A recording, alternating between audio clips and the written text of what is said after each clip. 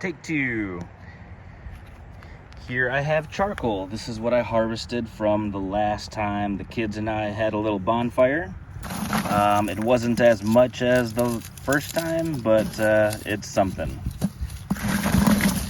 I don't know, I've seen some videos where they talk about it being crushed up all the way. I've also seen other videos where they talk about it leaving it in chunks.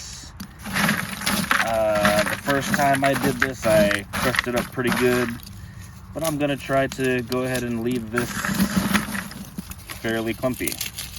Now, it is still uncharged, so what I'm going to do, in addition to this, I have that. This is my freshly harvested worm castings, and not as fresh, but it shouldn't be too bad. It's probably been a couple weeks.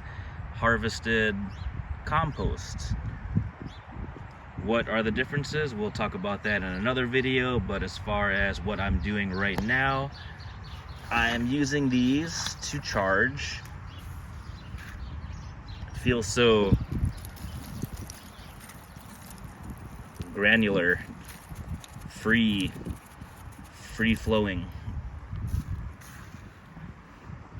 It's kind of cool.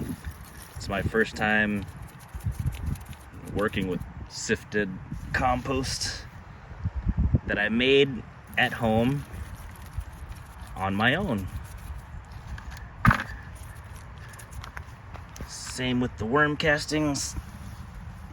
This was still a little moist. Looks like there's a cocoon in there. You can kind of still see some eggshells. So, there's some worms in there too. Do I want to take these out? Of course I do. I don't want these babies to be in here. Some worms got through the sifter. I will pick as many as I can out. Throw them in there. But that's all. I just wanted to show my biochar and what I'm doing this time to activate it, charge it up. My apologies, I didn't expect to have any worms in there that I had to deal with, but it is what it is.